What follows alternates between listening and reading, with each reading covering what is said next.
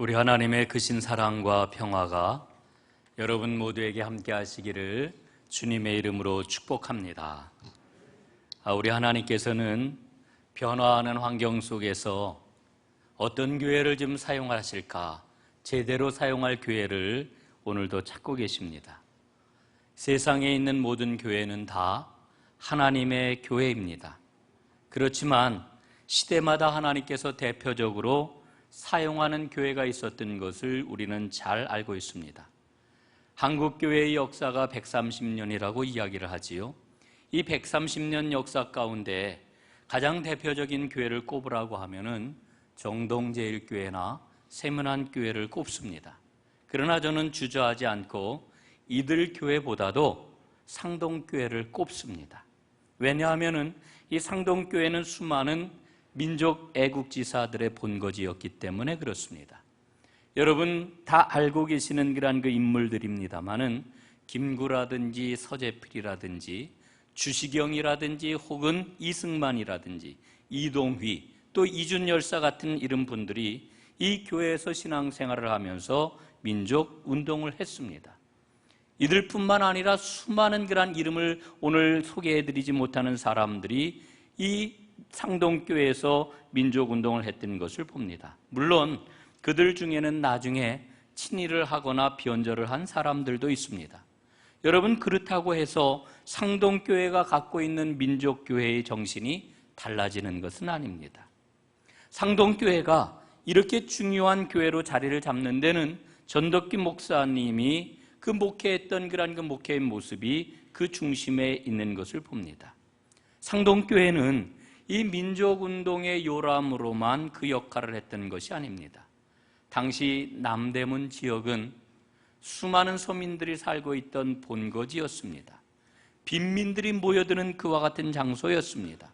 그런 사람들을 전덕기 목사님과 상동교회는 지극한 그리스도의 사랑으로 돌보았던 것을 봅니다. 오늘날의 표현대로 하면은 민중교회라고 하는 말이 딱 어울리는 그런 교회가 바로 상동교회였습니다. 저는 상동교회의 역사를 더듬어 보면서 한국교회가 다시 회복해야 할 교회의 본래 모습이 뭐냐라고 하는 것을 이 상동교회에서 발견을 합니다. 해방이 된 다음에는 분단의 아픔을 딛고 세워진 영락교회를 또한 우리는 기억을 합니다. 그리고 60년대를 지나고 7, 80년대를 거치면서 성장하는 한국교회의 그런 그 얼굴이었던 교회들이 있습니다.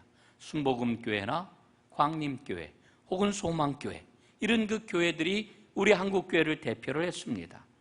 그래서 한국교회를 대표할 만한 역할을 감당을 했고 하나님께 쓰임받았던 그런 교회들입니다. 그 이후에는 캠퍼스 선교단체에서 아주 뜨겁게 신앙훈련을 받았던 목회자들이 등장을 합니다. 이들이 등장을 하면서 단연 두각을 나타냈던 그런 그 교회가 바로 사랑의 교회입니다. 사랑의 교회는 한때 한국교회의 새로운 모델이 될 것이라고 하는 아주 큰 기대를 받았던 그런 교회이기도 합니다. 그런데 이 사랑의 교회와 함께 새로운 부흥운동을 이끌었던 그런 그 교회들이 오늘날은 한국교회 대표라고 이렇게 이야기할 수 없습니다.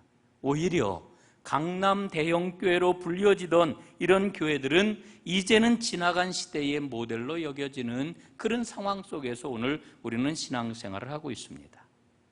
최근에 나온 책 가운데 크리스토퍼 스미스라고 하는 사람이 쓴 슬로우 처치라고 하는 책이 있습니다. 이 책의 부제목은 이렇게 되어 있습니다. 예수님을 따라 신실하게 일하는 인격적 교회론이라고 하는 부제가 붙어 있는 책입니다. 이 책을 보게 되면은 아주 흥미로운 유비를 사용을 하고 있습니다. 그게 뭐냐 하면은 슬로우 푸드라고 하는 말과 슬로우 처치라고 하는 말입니다. 여러분 이 제목에서 우리가 생각을 할 수 있습니다만은 이 슬로우 푸드라고 하는 말이 뭡니까? 패스트푸드에 반대되는 그런 단어입니다. 쉽고 간편하게 먹을 수 있는 음식물, 이게 바로 패스트푸드지요. 패스트푸드의 대표적인 음식은 뭐니 해도 햄버거일 것입니다. 그런데 이 패스트푸드의 음식 문화 바탕에는 산업화한 농업이 자리를 잡고 있습니다. 축산업이 자리를 잡고 있는 것을 봅니다. 기계의 사용과 비료와 살충제 그리고 제초제 같은 이러한 그 엄청난 그러한 그 약품을 사용을 하고 아주 간편한 방법으로 농사를 짓습니다. 여러분, 농사와 그 축산의 규모라고 하는 것은 우리가 상상을 할 수 없을 정도로 어마어마하게 큽니다. 그런데 재미있는 것은, 흥미로운 것은 이 패스트푸드와 마찬가지로 패스트처치가 있다, 이렇게 이야기를 하고 있는 겁니다. 여러분, 패스트처치 참 낯선 그런 그 단어지요. 이 패스트처치는 어떤 그 교회들이냐, 사역이 정형화되어 있습니다. 성도들을 모으기 위한 마케팅을 사용을 합니다. 성직자는 신앙과 인격적인 교류가 가능한 사람이라기보다는 유명 인사가 되어버린 그런 교회입니다. 예배를 드리는데 그 예배가 아주 잘 짜여진 큐시트를 가지고서 예배를 드립니다. 그리고 교회가 브랜드화 되어 있습니다.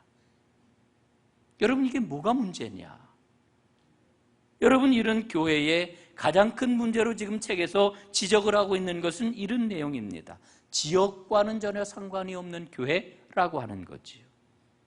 지역과는 상관이 없는 일률적인 사역과 프로그램들이 과연 어떤 결과를 가져올까요? 그것은 바로 신앙의 진정성과 인격적인 교류가 사라져버리고 만다라고 하는 겁니다. 그래서 이 책에서는 패스트푸드의 홍수 속에서 슬로우 푸드가 새롭게 등장을 한 것처럼 패스트 교회의 그 홍수 속에서 슬로우 처치의 가능성을 묻고 있는 겁니다. 슬로우 처치는 가능한가? 여러분, 어떻게 생각을 하십니까? 슬로우 처치는 가능한가? 여러분, 그러나 저는 책을 읽으면서 이 질문은 잘못됐다고 생각을 합니다.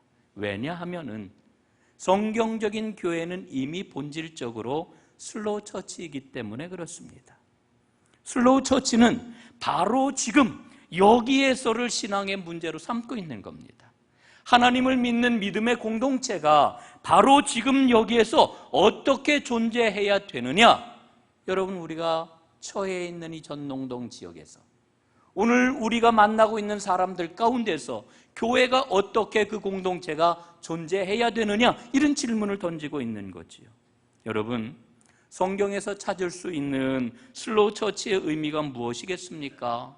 저는 하나님의 비전을 품은 한 사람 한 사람이 하나님의 거룩한 성전으로 지어지는 것, 이게 바로 슬로우 처치의 의미라고 저는 분명히 믿습니다. 저는 이 땅의 교회가, 특별히 우리 전농교회가 세 가지를 잘해야 된다고 분명히 믿습니다. 그 세 가지가 뭐냐? 첫째는 구제를 잘해야 합니다. 구제를 잘하는 교회. 여러분, 교회가 이 땅에 왜 있을까요? 여러분, 빗나가는 얘기처럼 들리지만 구제하기 위해서 교회가 있습니다. 성경은 이 땅에 어렵고 힘든 사람, 아프고 억울한 사람, 먹지 못해 굶는 사람, 아파가지고 견딜 수 없는 사람, 이 사람들을 살리는 것이 바로 하나님의 백성들이 해야 할 일이라고 하는 걸 분명히 명시하고 있습니다. 여러분, 우리 전농교회가 구제를 잘하는 교회로 우뚝 설 수 있기를 간절히 바랍니다. 두 번째로 뭘 잘해야 되느냐? 전도를 잘해야 합니다. 여러분, 전도는 앞에서 제가 구제를 잘해야 된다 이야기를 했습니다마는 사실상 교회가 잘해야 되는 것은 전도지요. 전도는 교회가 이 땅에 존재하는 가장 근본적인 이유입니다. 여러분, 복음을 힘있게 전해야지요. 복음을 전하는 방법은 굉장히 다양합니다. 그 다양한 방법들을 우리가 잘 습득을 해가지고 우리의 상황에 맞는 그런 그 전도를 힘있게 펼쳐나가야 됩니다. 교회는 전도를 잘해야 돼요. 세 번째로 문화가 있는 교회가 되어야 합니다. 구제를 잘하는 교회, 전도를 잘하는 교회, 문화가 있는 교회. 저는 이 땅에 있는 교회들이 모두 이 세 가지를 잘해야 된다고 생각을 합니다. 여러분, 문화가 있는 교회라고 하는 말의 의미가 뭘까요? 이벤트는 어느 교회나 해요. 1년에 한두 번씩 행사하는 것 어렵지 않아요. 어느 교회나 다 할 수 있습니다. 한두 번 문화 행사를 하는 것은 누구나 할 수 있다라고 하는 거지요. 그러나 여러분, 문화라고 하는 것은 체질입니다. 분위기입니다. 삶 자체입니다. 이벤트를 가지고 만들 수 있는 게 아닙니다. 여러분, 한두 번 문화 행사를 하면은 그건 이벤트예요. 여러분, 올해 우리 교회가 이벤트를 여러 번 했잖아요. 지난주에도 이벤트를 했고 이번 주에도 이벤트를 해요. 여러분, 이렇게 이벤트를 지나가는 것처럼 해가지고서는 문화가 될 수가 없다라고 하는 거지요.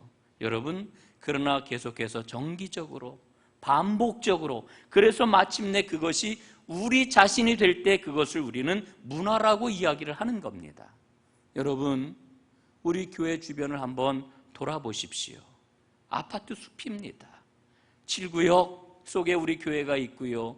18구역 이제 다들 입주를 마쳤고요. 여러분, 요 옆에 아름숲이 있고 SK가 있고 청소루성이 있고 대우아파트가 있고, 요즘 보니까요, 교회 건너편에 18구역 지금 철거가 한창 진행이 되고 있습니다. 여러분, 18구역에 1000세대가 들어와요. 여러분, 11구역도 지금 철거가 거의 다 마무리되는 그 단계인 걸로 제가 이렇게 봅니다. 여러분, 머지않아서 이제 곧 아파트를 또 착공을 하게 될 것입니다. 여러분, 주변 환경에 이러한 그 상황 가운데서 우리 교회가 정말 잘해야 될 게 뭘까요? 문화입니다. 예? 문화가 있는 교회. 그래서 사람들이 이야기하기를, 동대문 전농동에 가면은 전농교회가 있다고 그러더라. 전농교회는 문화가 있는 교회라고 그러더라. 여러분, 이런 이야기를 들어야 합니다. 오늘 제가 이런 이야기를 하니까 이를테면은 우리 교회에서 문화센터와 같은 이런 일들을 잘하면은 문화가 있는 교회가 되지 않을까? 여러분, 그건 문화라고 이야기할 수 없습니다. 정말 우리 교회가 문화가 가득하고, 그래서 많은 사람들이 와가지고 그러한 그 문화적인 욕구들을 다 충족을 할 수 있는 그런 교회가 된다라고 하면은 얼마나 좋을까를 생각을 합니다. 여러분, 지역 주민들의 요구하고 딱 맞아 떨어져요. 여러분, 이 일을 잘 하려고 하는 이유가 어디에 있을까요? 그것은 바로 생명의 복음을 힘있게 전하기 위함인 것입니다. 여러분, 이 교회를 구제가 충만한 교회, 전도가 잘 되는 교회, 문화가 있는 교회, 그런 교회로 다 세운다라고 하는 것은 전제가 되는 게 있습니다. 그게 뭐냐면 바로 지역입니다. 이 모든 일은 지역 속에서 행해지는 일입니다. 여러분, 지역과 소통을 잘하기 위해서 여러분, 우리가 이 모든 일들을 잘 진행해 나가야 된다라고 하는 거지요. 여러분, 이를테면은 지역과 소통하는 거는 이런 측면에서도 생각을 할 수 있습니다. 여러분, 우리 옆에 바로 전농 로타리 시장이 있잖아요. 지금 저희 교회에서는 이제 그 한 가지 예를 드는 겁니다. 이를테면은 우리가 그 식사를 매주 하는데, 모든 식재료들을 우리는 좀 더 싸게 구입하기 위해서 경동시장을 이용을 해요. 아마 로타리 시장을 이용을 하게 되면은 지금 이용하는 것보다 아마 비용이 조금 더 나갈 거라고 생각을 해요. 그러나 저는 정말 지역과 소통하는 교회가 되기 위해서는 이를테면은 전농 로타리 시장을 우리가 이용을 해야 된다고 봐요. 여러분, 그게 바로 지역과 함께하는 교회라고 하는 거죠. 우리는 좀 더 크게 봐야 됩니다. 전도를 하기 위해서 우리가 엄청난 재정도 투여를 하는데 작은 일 하나하나 어떻게 하면 지역과 소통할 수 있을 것인가를 찾아야 되는 거지요. 여러분, 이 모든 일들을 잘 해나가기 위해서는 하나님이 주신 꿈을 바라봐야 됩니다. 여러분, 믿음이라고 하는 게 뭘까요? 여러분, 믿음이라고 하는 것은 광야의 현실, 광야를 걸어가는 그 현실 가운데서 가나안의 꿈을 잃지 않으려고 하는 영적인 싸움, 이게 바로 믿음입니다. 여러분 보세요. 우리가 믿음의 길을 걸어가게 될 때에 항상 우리를 유혹하는 소리가 무엇입니까? 현실이에요, 현실. 현실은 지금 상황은, 환경은, 이게 항상 우리의 발목을 잡는단 말입니다. 여러분, 12명의 정탐꾼이 가나안 땅을 정탐하고 돌아왔습니다. 그 땅에 너무나도 물산이 풍부했습니다. 그러나 그 가운데 10명의 정탐꾼들은 뭐라고 이야기를 합니까? 거기에 안악 자손이 있어 그 키가 얼마나 큰지, 그들이 얼마나 최신의 무기를 가지고서 무장을 했는지, 또 그들이 얼마나 견고한 성읍을 갖고 있는지, 우리는 그들 앞에 메뚜기라, 우리는 그들 앞에 죽었다, 이제는 가망이 없다, 낙심하고 절망하지 않습니까? 여러분, 그런데 여호수아와 갈렙은 뭐라고 이야기를 합니까? 맞다, 틀림없는 사실이다. 그러나 하나님께서 우리에게 말씀하셨으니 우리가 그 말씀을 믿고 나아가게 될 때 그 가나안을 반드시 차지하게 될 것이다. 여러분, 이게 믿음 아닙니까? 여러분, 우리가 신앙생활을 하면서요, 우리의 현실을 똑똑히 봐야 됩니다. 현실이 어떤지, 우리의 상황이 어떤지, 우리의 환경이 어떠한지 정확하게 파악을 해야 합니다. 그러나 여러분, 그것보다 중요한 게 있습니다. 그 중요한 게 뭘까요? 하나님이 그 환경 가운데 역사하신다라고 하는 믿음입니다. 만약에 그 믿음을 갖지 못한다라고 하면은 여러분, 우리가 세상 사람과 다를 바가 뭐가 있겠어요? 여러분, 그런 이야기들을 해요. 우리 교회가 건축을 하고 나서 은행 융자를 받은 게 있기 때문에 재정적으로 어렵습니다. 이런 그 이야기들을 해요. 여러분, 참 고마운 그러한 그 말씀이고 열심히 기도하는 그러한 그 기도 제목인 줄로 알고 늘 그 이야기를 들을 때마다 제가 감사하게 생각을 해요. 우리 주님도 그렇게 생각하실 거예요. 그러나 만약에 우리에게 이렇게 재정적인 부담이 있으니까 라고 하는 말로 끝난다라고 하면은 여러분, 우리 환경 속에 매몰되는 겁니다. 그러나 하나님께서 그 상황 가운데서도 우리에게 주신 꿈이 있기 때문에 어떠한 어려움 가운데서도 그 꿈을 이루기 위해 투자하고 실행하고, 그리고 그 일을 이루기 위해서 땀 흘리고 애쓰고 마음을 모으고 헌금하고 이러는 일들이 우리에게 따를 때 우리는 진정한 믿음의 사람이라고 이야기할 수 있는 겁니다. 여러분, 우리는 환경만 보는 사람입니까? 아니면 믿음을 가지고 환경을 뛰어넘는 사람입니까? 믿음은 보지 못하는 것들을 보게 합니다. 사랑하는 여러분, 믿음을 가지고 하나님의 꿈을 보는 하나님의 사람들이 될 수 있기를 주님의 이름으로 축복합니다. 구약 성경을 보게 되면은 두 개의 신앙 전통이 흐르고 있는 것을 우리가 보지요. 하나는 시간의 신앙이고 또 하나는 공간의 신앙입니다. 여러분, 이스라엘의 신앙 전통이 무엇입니까? 성막 신앙 전통이에요. 하나님께서 이스라엘 백성들을 애굽 땅에서 해방시켜 그들을 탈출하게 하신 다음에 그들을 시내산에 불러 모으시지 않습니까? 그리고는 율법을 수여하셔요. 너희는 이제 나의 백성이다. 나는 너희의 하나님이다. 하나님과 언약을 체결을 해요. 율법을 받아요. 그래서 이스라엘은 이스라엘이 되었습니다. 그런데 이렇게 율법을 수여하신 다음에 이스라엘 백성들에게 제일 먼저 시행하라고 명령하신 일이 무엇입니까? 성막을 제작하라고 하는 말씀이었습니다. 성막을 건축하라고 하는 이런 말씀을 주셨습니다. 여러분, 성막은 하나님 임재의 표시입니다. 하나님이 함께 하신다라고 하는 성소입니다. 그래서 이스라엘 백성들은 이 성막을 중심으로 성막이 앞장서게 했고 그 뒤를 따라갔고, 그리고 불기둥이 멈췄으면은 성막을 이제 진 가운데 차려놓고 동서남북 사방에 그들은 진을 쳤던 겁니다. 늘 성막과 함께 동행했고 성막 가운데서 그들은 하나님을 만났던 겁니다. 이걸 가리켜 우리는 시간의 신앙이라고 이렇게 이야기를 하지요.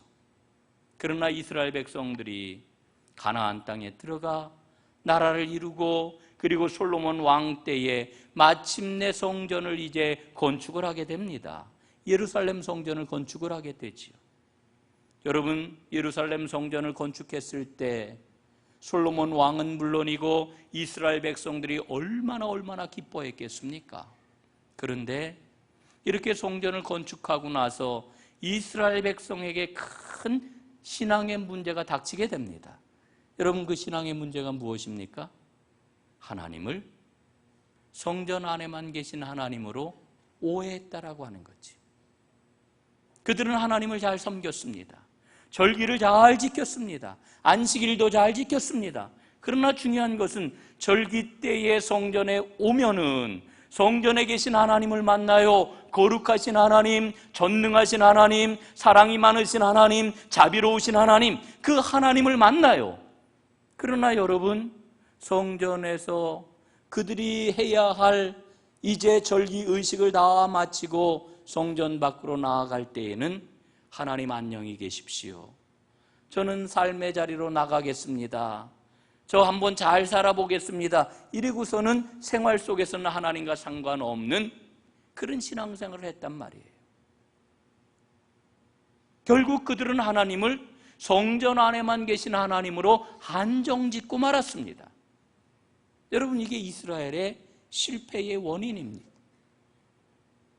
원래 이스라엘 신앙의 뿌리가 뭐라고 그랬어요? 성막 하나님, 언제 어디서나 동행하시는, 실시간으로 만나지는 그와 같은 하나님, 이게 바로 이스라엘이 가져야 하는 신앙이었는데 그들은 크고 화려한 성전을 지어놓고 하나님을 성전 안에만 모셔놓고 삶 가운데서는 하나님과 상관없는 삶을 살았단 말입니다.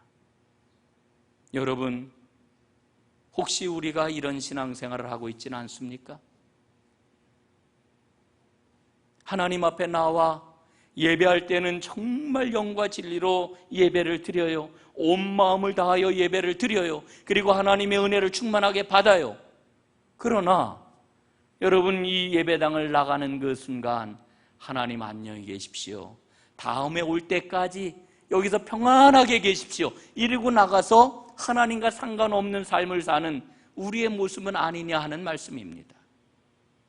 여러분, 이게 이스라엘이 실패했던 가장 큰 원인이었던 것입니다. 여러분, 오늘 우리의 믿음을 다시 한번 돌아보게 됩니다. 이를 극복하기 위해서 하나님께서 우리에게 결정적으로 하신 일이 있습니다. 그 일이 뭘까요?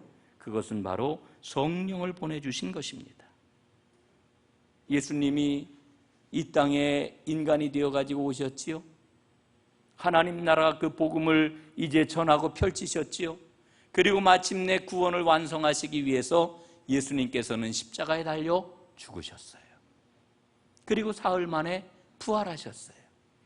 그리고 이 땅에서 40일을 지내신 후에 승천하셨어요. 그런데 예수님께서 이 땅을 떠나기 전에 제자들에게 주신 말씀이 있어요. 뭐라고 말씀을 하십니까? 요한복음에 보니까 이렇게 말씀을 하셔요. 내가 떠나가는 것이 너희에게 유익하니, 하늘 아버지께서 보혜사 성령을 너희에게 보내주실 것이기 때문이다. 여러분, 성령은 오셔서 우리를 도와주십니다. 성령은 오셔서 우리에게 능력을 주십니다. 성령은 오셔서 우리로 하여금 하나님이 기뻐하시는 삶을 살도록 우리를 붙잡아 주십니다. 여러분, 그런 의미에서 오늘도 하나님께서는 충만한 성령을 여러분에게 부어주고 계십니다. 여러분 모두 성령 충만하시기를 주님의 이름으로 축복합니다. 그런데 여러분, 놀라운 말씀을 우리에게 주셔요. 고린도전서 3장 16절에 보니까요, 너희가 하나님의 성전인 것과 하나님의 성령이 너희 안에 거하시는 것을 알지 못하느냐. 예? 지금 뭐라고 그러셔요? 너희가 하나님의 성전인 것과 너희 안에 성령이 거하시는 것을 너희가 알지 못하느냐 묻고 계셔요. 여러분은 알고 계십니까? 성령님이 내 안에 계십니까? 성령님이 내 안에 계시기 때문에 내가 성전이라고 하는 것을 여러분은 분명히 알고 계십니까? 분명히 알고 계세요? 여러분, 이것을 분명히 알고 있어야 됩니다. 여러분, 이것을 알지 못한다라고 하면은 우리는 늘 예수님에 대해서, 하나님에 대해서 대상화시켜요. 그저 나에게 복을 주시는 분, 그저 나의 문제를 해결해 주시는 분, 그저 내가 간구해야 되는 그런 대상으로만 우리는 하나님을 생각을 한단 말입니다. 여러분, 그런데 놀라웠게도 우리에게 어떤 말씀을 주시느냐 하면은 너희 안에 성령이 있고 너희 자신이 바로 하나님이 거하시는, 성령이 거하시는 성전이다, 이렇게 말씀을 해주고 있는 거예요. 사랑하는 여러분, 내가 성전이라고 하는 이 믿음을 꽉 붙잡으시기를 주님의 이름으로 축복합니다. 한번 따라해 보실까요? 나는 성전이다. 나는 성전이다. 할렐루야. 여러분, 나는 성전입니다. 성전. 여러분, 성령님이 내 안에 계시다라고 하는 이 말씀, 그래서 내가 성전이 되었다라고 하는 이 말씀은 놀라운 말씀이에요. 자, 여러분, 제가 앞에서 성막 성전을 말씀을 드렸습니다. 건물 성전을 말씀을 드렸습니다. 그런데 이 성막 정신을 이 건물 성전에서 이어받지 못함으로 하나님이 택하셨던 구약의 이스라엘은 실패하고 말았습니다. 하나님이 이것을 새롭게 고쳐 완전하게 구원의 경륜을 펼쳐나가시려고 하나님이 사용하신 방법이 뭐냐 하면은 우리 안에 성령을 주시고 우리를 성전 삼으신 거예요. 몸성전의 몸성전. 여러분, 다시 한번 따라해 보시죠. 나는 몸성전이다. 다시 한번 해보실까요? 나는 몸성전이다. 여러분, 몸성전입니다. 몸성전. 우리는요, 교회에 대해서 생각할 때 교회는 성전이라고 하는 생각이 혼재되어 있습니다마는 이 건물을 중심으로 자꾸 생각을 하려고 그래요. 건물을 중심으로. 여러분, 이 자리에 하나님의 임재가 분명히 있는 줄로 믿습니다. 여러분, 이 자리는 하나님이 임하시는 거룩한 성소인 줄로 분명 믿습니다. 그러나 하나님께서는 그와 같은 은혜만 주신 것이 아니라 바로 내 안에 성령님을 보내주시고 성령님이 내 안에 거하게 하심으로 나를 몸성전 삼아주셨습니다. 여러분, 그런데 오늘 말씀을 보니까요, 에베소서는 여기서 한 걸음 더 나아가서 이렇게 선언을 하고 있지요. 그의 안에서 건물마다 서로 연결하여 주 안에서 성전이 되어가고 그리스도 예수 안에서 함께 지어져 가느니라. 함께 지어져 가는 거예요. 우리가 몸성전 되었을 뿐만 아니라 예수 안에서 함께 지어져 가는 거예요. 이게 하나님께서 지으실 성전입니다. 그리고 그 함께 지어져 가는 이야기가 바로 뭐냐? 이게 바로 교회의 이야기입니다. 여러분, 우리 전농교회 이야기가 진정으로 하나님 앞에 몸성전이라고 하는 것을 분명하게 깨닫고 이 믿음의 확신을 가진 사람들이 주 안에서 아름답게 연결되고 연합됨으로 하나님이 보시기에 정말 세상에서 가장 보람되고 아름답게 세워지는 그런 성전이 될 수 있기를 주님의 이름으로 축복합니다. 여러분, 이 성전의 완성이 바로 하나님의 꿈입니다. 여러분, 천국에 가면은 성전이 있을까요, 없을까요? 성전이 여러분 천국에 있어요, 없어요? 예? 천국에는 성전이 있습니까, 없습니까? 있다라고 그러는 분도 있고 없다라고 그러는 분도 있고, 뭐 투표를 한번 해볼까요? 여러분, 요한계시록 21장 22절에 보면은 이렇게 기록이 되어 있습니다. 시간이 뭐 많지 않으니까 제가 여러분들에게 봉독해 드릴게요. 성 안에서 내가 성전을 보지 못하였으니 이는 주 하나님 곧 전능하신 이와 및 어린 양이 그 성전이십니다. 여러분, 천국의 성전이 있다, 없다? 없다. 없어요. 여러분, 천국에는 성전이 필요 없어요. 성전이 뭡니까? 여러분, 성전이 뭐예요? 하나님이 임재하시는 곳이잖아요. 하나님이 임재하시는 특별한 곳, 이게 성전이잖아요. 천국에는 성전이 필요 없어요. 왜? 하나님이 거기 계시기 때문에, 어린 양이 계시기 때문에 더 이상 성전이 필요 없어요. 그런데 이 땅 위에서 우리 하나님께서는 우리를 몸성전 삼으시고, 그리고 몸성전된 우리가 주 안에서 함께 연결되고 함께 지어져서 하나님의 영광을 마음껏 드러내는 그런 성전이 날마다 확장되기를 원하시는 거예요. 사랑하는 여러분, 이 몸성전을 통해 가지고 하나님이 가장 기뻐하시는 전농교회 공동체를 날마다 아름답게 확장해 나아가는 하나님의 사람들이 될 수 있기를 주님의 이름으로 축복합니다. 눈에 보이는 건물, 성전은 언제나 미완성입니다. 제대로 완성할 수 있는 길은 우리 자신을 제대로 지을 때뿐이라고 하는 것을 꼭 기억해야 합니다.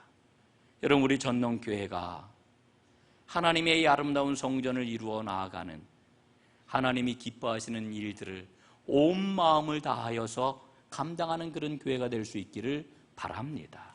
이 성전이 확장되는 것은 바로 전도를 통해서입니다. 이 전도를 잘하기 위해서는 먼저 두 가지를 잘해야 된다고 말씀을 드렸어요. 하나는 구제를 잘해야 됩니다.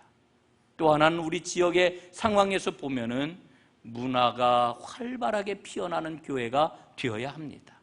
그럴 때 우리는 주님께서 기뻐하시는 아름다운 주님의 몸을 크게 확장해 나아가는 영광을 돌리게 될 것입니다. 이 일에 앞장서는, 이 일을 기쁨으로 감당하는 하나님의 사람들이 다 되시기를 주님의 이름으로 축원합니다. 기도하겠습니다.